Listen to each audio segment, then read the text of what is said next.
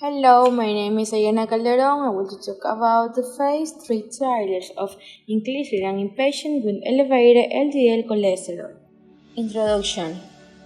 LDL stands for low density lipoprotein in English. Sometimes it is called bad cholesterol because a high LDL level leads to a buildup of cholesterol in the arteries.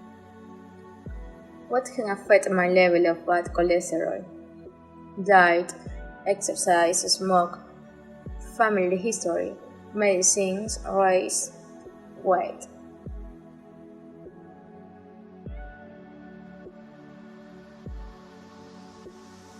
LDL cholesterol is the primary focus for assessing risk in heart disease and also the main target for treatment of cholesterol abnormalities. So to understand why this is important, it's helpful to look at where LDL comes from and how it's circulated in the body.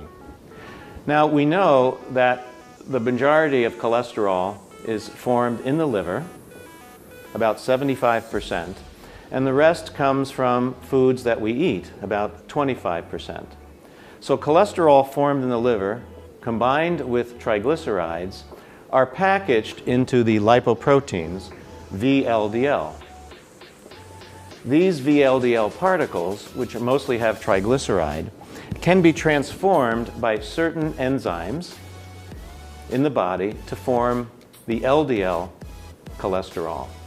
This is the cholesterol that circulates the majority of cholesterol throughout the body. Now, when there's an excess of LDL cholesterol, there are certain receptors on the liver that can uptake the LDL and remove cholesterol back into the liver for reincorporation into VLDL or excretion in the bile back into the gut. Now, when LDL cholesterol is in excess, we may overcome this check and balance system, and this excess LDL cholesterol may be transferred to blood cells, to artery wall cells, causing plaque buildup, which can lead to atherosclerosis and subsequently heart attack. Now, how bad is LDL cholesterol? Well, for about every 10% increase in LDL cholesterol, there's a corresponding 10% increase in risk of having a heart attack or stroke. So looking at this schema, it's somewhat easier to understand why we focus on LDL cholesterol in order to assess risk from the lipid profile, but also focus on it as the major target for treatment to reduce risk. Our main medication for reducing LDL cholesterol are statins. You've probably heard of statins. They've been around for a long time and are very effective at reducing LDL cholesterol. They work by blocking the synthesis or creation of cholesterol in the liver. By so doing, when the liver senses that there's less cholesterol, they're able to increase the number of these receptors on the liver and therefore extract more cholesterol from LDL. So statins, depending on the dose and the drug chosen, can lower LDL cholesterol substantially, anywhere from 25 to 55%.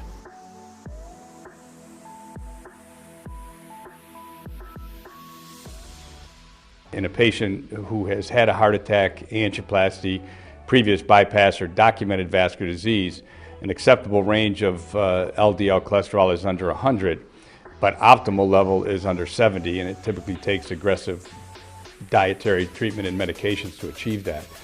In a patient who does not have vascular disease or significant risk factors, an acceptable range of bad cholesterol would be under 120, and optimal would be under 100.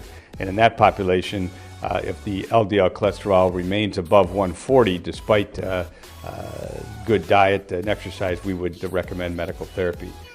The good cholesterol, HDL, is somewhat of a genetically predetermined number, and it's hard to change that, although we do have certain lifestyle modifications that might help. But in a man, we want the HDL over 40, and in a female, over 45.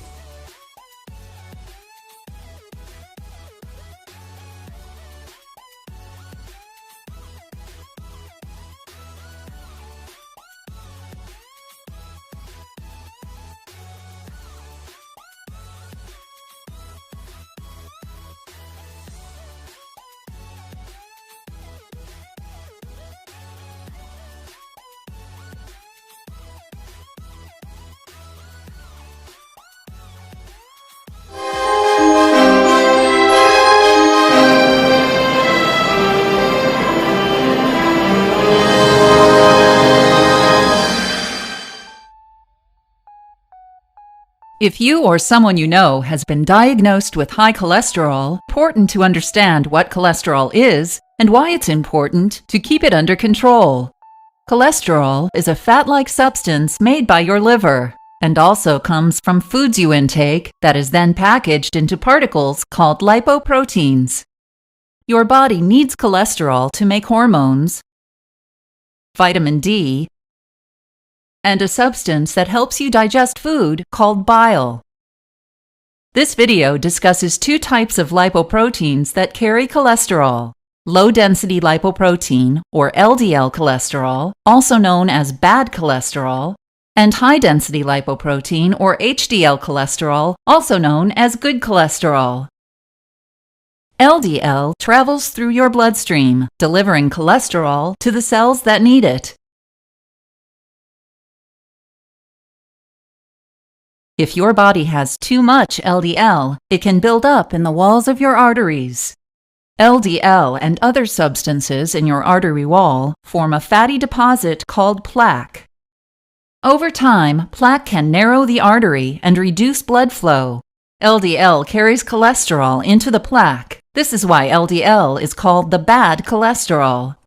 A common place this plaque can build up is in your coronary arteries, which are the blood vessels that feed your heart. This plaque buildup causes coronary artery disease and increases your risk of a heart attack. Plaque buildup in other arteries, such as the carotid arteries in your neck, can reduce blood flow to your brain and increase the risk of a stroke. Your liver also makes high-density lipoprotein, or HDL, also known as the good cholesterol. HDL helps remove excess cholesterol from your cells, tissues, and from plaque in your blood vessels. This is why HDL is called the good cholesterol. HDL returns the excess cholesterol to your liver, which removes it from your body. If after viewing this information you have questions about cholesterol or any medications you've been prescribed to help manage your high cholesterol, speak with your healthcare provider. It is important to take your medications as directed by your provider and report any side effects you experience.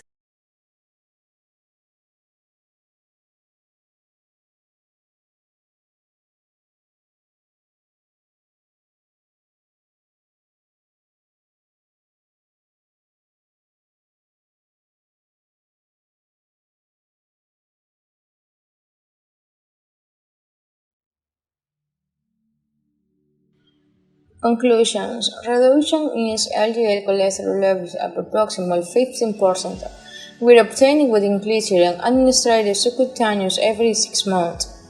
More injection site adverse events occurred with Inclisiran than with placebo.